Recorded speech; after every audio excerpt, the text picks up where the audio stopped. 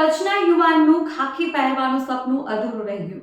Police ભરતીમાં દોડ પૂર્ણ કર્યા બાદ યુવાનનું મોત થયું.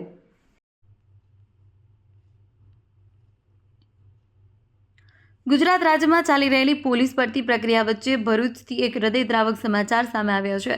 ભરૂચ પોલીસ હેડક્વાર્ટર ખાતે શારીરિક કસોટી આપવા આવેલા કચ્છના એક આશાસ્પદ યુવાનનું દોડ પૂર્ણ કર્યા બાદ અચાનક તબિયત લથડતા મોત થયું છે.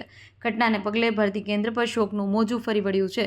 કચ્છના યુવાનની ખાખી પહેરવાનું સપનું અધૂરું રહ્યું. માહિતી મુજબ મૂળ કચ્છના વતની 25 વર્ષીય રવિરાજ જાડેજા પોલીસ દળમાં જોડાવાના સપના સાથે ભરૂચ પોલીસ હેડક્વાર્ટર ખાતે શારીરિક કસોટી આપવા આવ્યા.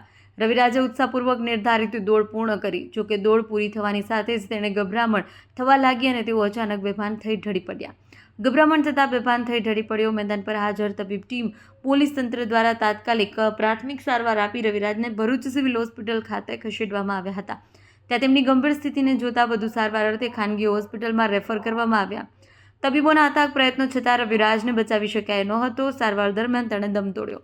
તબીબોના અથાગ પ્રયત્નો છતાં યુવકનું મોત થયું. યુવાનના આકસ્મિક અવસાનથી તેના પરિવાર પર આભ તૂટી પડ્યું છે.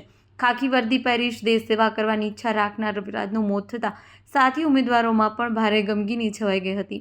મૃતદેહને પોસ્ટમોર્ટમ માટે સિવિલ હોસ્પિટલ ખસેડાયો છે, જેથી મોતનું ચોક્કસ કારણ જાણી શકાય. આ મામલે સ્થાનિક પોલીસે અકસ્માતે મોતનો ગુનો નોંધી તપાસ હાથ ધરી છે. આ ઘટનાએ ફરી એકવાર પોલીસ ભરતીમાં જોડાતા ઉમેદવારોની શારીરિક ક્ષમતા અને મેદાન પરની તબીબી સુવિધાઓ અંગે ચર્ચા જગાવી છે. આ ઘટનાથી સૌથી વધુ આઘાતજનક બાબત એ છે કે રવિરાજ પોલીસ પરિવારમાંથી જ આવતા હતા.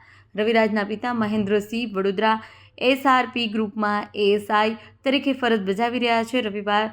રવિરાજ છેલ્લા ઘણા સમયથી પીએસઆઈ બનવાની તનતોડ મહેનત કરી રહ્યા હતા. ગયા વર્ષે પણ તેમણે આ જ ગ્રાઉન્ડ પર પરીક્ષા આપી, પરંતુ સફળ થયા ન હતા. હિંમત હાર્યા વગર આ વર્ષે ફરીથી તૈયારી સાથે તેઓ મેદાનમાં ઉતર્યા, પરંતુ વિધિની વિકૃતતાએ તેમને ખાખી પહેરતા અટકાવી દીધા. રિપોર્ટર સમીર પટેલ, ભરૂચ.